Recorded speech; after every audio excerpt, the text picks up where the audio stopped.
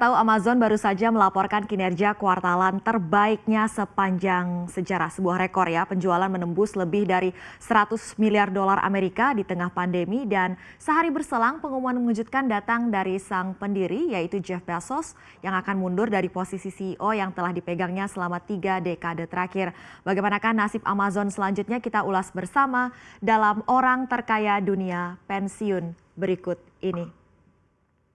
Oke, kita lihat di sini ya. Saat ini Amazon merupakan sebuah perusahaan terbuka terbesar ketiga di Amerika Serikat ya. Dengan kapitalisasi pasarnya ini yang mencapai 1,6 triliun dolar Amerika Serikat market cap dari Amazon. Dan hal ini menjadikan Jeff Bezos yang memegang 10,6% dari saham Amazon ini sebagai orang terkaya di dunia dengan aset pribadi sebesar 188 miliar dolar Amerika Serikat. Nah, terakhir saya cek nih di Forbes Billionaires Index ini ternyata naik lagi posisinya ya menjadi kembali nomor 1 dengan 192 miliar dolar Amerika Serikat. Untuk menggambarkan betapa kayanya Jeff Bezos ini, nah ini kekayaan pribadinya ini melebihi cadangan devisa Indonesia ya. Nah namun statusnya sebagai orang terkaya di dunia kita tahu sempat ini disalib oleh Elon Musk setelah saham Tesla terus meroket beberapa waktu lalu. Tapi sekarang sudah kembali nomor 1 nih Jeff Bezos.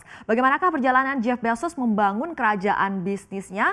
Ternyata nih Amazon ini berawal dari garasi rumahnya ya di Seattle, didirikan sebagai sebuah toko buku online pada tahun 1994.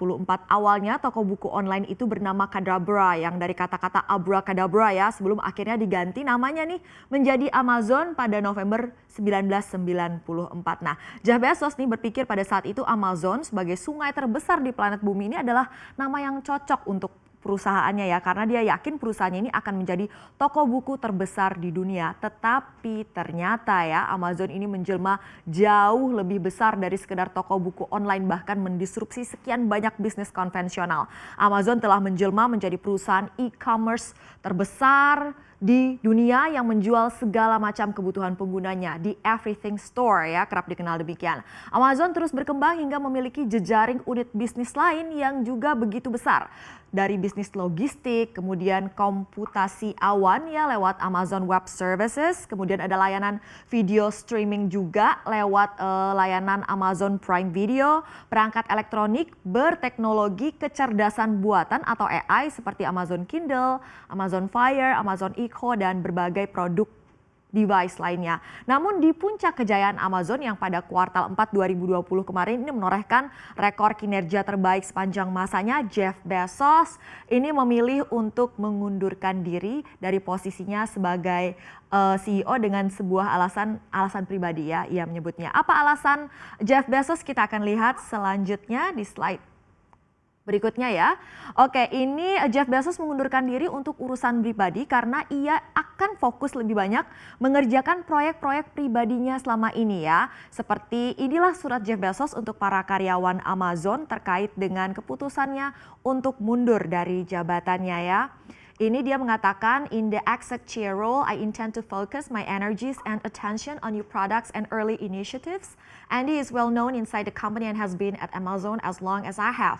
He will be an outstanding leader and he has my full confidence. Jadi Jeff Bezos mengatakan dia akan memegang jabatan sebagai executive chairman di Amazon karena Bezos berniat ini memfokuskan energi dan perhatiannya pada pengembangan produk-produk baru dan inisiatif-inisiatif bisnis tahap awal. Andy juga sangat dikenal di internal Amazon dan sudah bekerja di Amazon sudah hampir sama lamanya dengan Bezos sendiri. Nah, Bezos meyakini Andy Jassy penggantinya akan menjadi pemimpin yang luar biasa dan Bezos akan sangat mempercayainya. Nah, menurut Direktur Keuangan Amazon Brian Olsavsky, Jeff Bezos sebagai pemegang saham Amazon sebesar 10,6% tadi ya, akan tetap berada dalam dewan direksi. Jadi dia tidak sepenuhnya pergi ya. Ia mengatakan jabatan sebagai CEO Amazon memang selama ini sangat penuh tuntutan dan hampir menyisakan tidak ada waktu bagi Jeff Bezos ini untuk menggeluti hal-hal lain yang ia sukai. Nah, usai melepas jabatannya sebagai CEO, Jeff Bezos ini akan fokus untuk mengurusi proyek-proyek berikut ini. Kita lihat ada Bezos Earth Fund. Nah, ini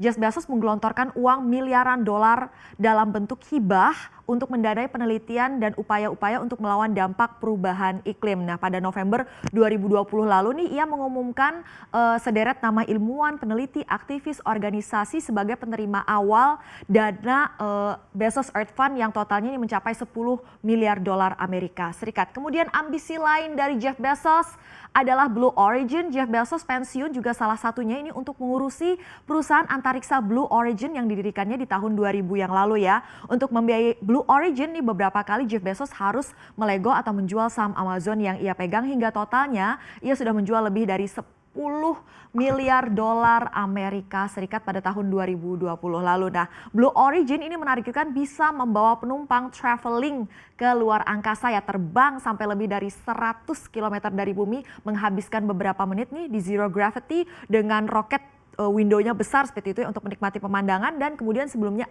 akan kembali lagi ke bumi setelah menikmati zero gravity ini. Rencananya ambisinya sih nih di tahun 2021 ini bulan April sudah mulai akan ada traveler yang bisa terbang ke luar angkasa. Kita nantikan bersama ya. Kemudian ada hal lain yang ia sukai, The Washington Post. Kita tahu nih Jeff Bezos membeli surat kabar The Washington Post ini pada tahun 2013 lalu dan 2013 ia dan berniat menjadikannya sebagai pemain utama di media online. Dan kemudian juga dia punya proyek lain, Amazon Day One Fund. Ini adalah yayasan amal yang didirikan Bezos pada tahun 2018 lalu dengan dana awal sebesar 2 miliar dolar Amerika Serikat untuk memberikan donasi kepada organisasi nirlaba yang menolong keluarga-keluarga miskin dan keluarga-keluarga tunawisma serta membangun jaringan sekolah PAUD ya untuk anak-anak usia dini di lingkungan komunitas yang berpenghasilan rendah. Apa yang dilakukan oleh Bezos ini yaitu mundur sebagai CEO ini mengekor langkah-langkah para founder raksasa teknologi yang mundur dari day-to-day operation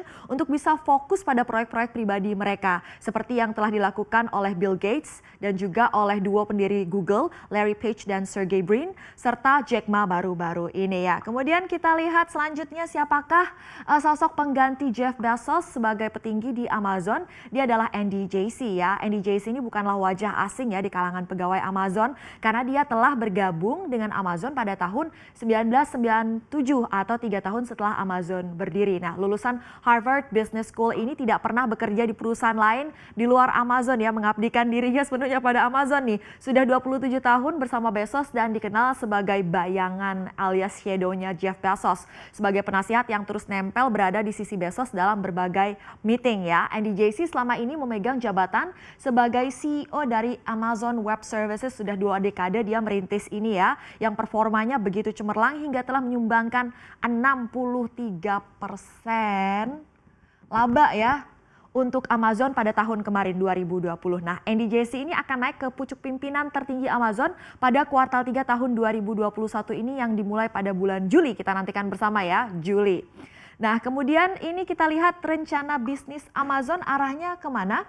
Oke, menurut Direktur Keuangan dari Amazon, rencana bisnis Amazon ini tidak jauh berbeda dari apa yang telah dikembangkan selama ini, akan semakin ekspansi lagi. Yang pertama adalah pengembangan infrastruktur komputasi awan akan dikembangkan dan juga akan mereka berekspansi pada pengembangan infrastruktur kebutuhan sehari-hari ini untuk melayani groceries ya, menjadi salah satu fokus bisnis mereka. Terlebih kita tahu ini Amazon sudah mengakuisisi Whole Foods waktu itu ya. Dan hal lain yang akan dikembangkan juga adalah ekspansi jaringan logistik. Selama ini kan memang sudah jaringan logistiknya Amazon ini dikenal luar biasa ya. Dia mendisrupsi layanan pengantaran dengan begitu cepat mengantarkannya dan juga jaringan logistiknya ini tidak hanya di Amerika Serikat tapi juga di berbagai negara. Dan nanti ini akan semakin dikembangkan lagi infrastrukturnya untuk 3 fokus bisnis dari Amazon ini. Nah, selanjutnya apa sih yang menjadi persoalan dan tantangan bagi pengembangan Amazon ke depannya? Ini juga menjadi PR untuk CEO baru Amazon nanti ya, Andy Jassy,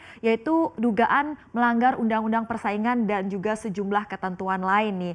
Amazon kita tahu menghadapi sejumlah pengusutan di berbagai negara terkait dengan dugaan pelanggaran undang-undang persaingan usaha dan juga terkait dengan teks dan juga sempat mendapatkan sanksi karena diduga menahan tips untuk para drivers yang melayani layanan delivery Amazon ya di Amerika Serikat. Soal persoalan hukum nih yang menjadi tantangan. Kemudian persoalan lain adalah aksi mogok dan protes pekerja. Nah, tahun lalu, tahun 2020 nih di tengah pandemi, Amazon menghadapi gelombang aksi unjuk rasa para pekerjanya di berbagai negara.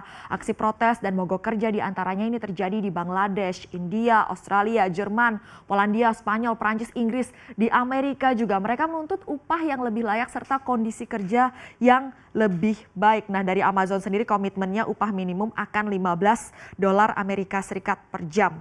Tapi di sisi lain tidak hanya itu yang dituntut oleh para pekerja ya, termasuk misalnya bagaimana mereka bisa dilindungi karena mereka bekerja keras di tengah pandemi ya, jadi rentan untuk tertular virus COVID-19. Dan selanjutnya kita lihat tantangan lain, persaingan dengan raksasa tidak hanya retail sebenarnya, tapi juga untuk berbagai bisnis, lini bisnis Amazon ini menghadapi persaingan yang ketat dari para penantang ya. Meskipun sebagai pemain global utama, Amazon kita tahu ini menghadapi persaingan yang ketat tidak hanya dengan sesama raksasa e-commerce, tapi juga dari retail konvensional yang melakukan transformasi digital. Misalnya nih, baru-baru ini Walmart memperkenalkan pesaing Amazon Prime yaitu Walmart Plus. Nah, selain itu bisnis cloud computingnya juga menghadapi persaingan ketat dengan Microsoft dan Alphabet, yang mana kita tahu adalah induknya Google. Nah, kita tahu ini selain itu dari sisi bisnis streaming video, persaingannya juga begitu ketat.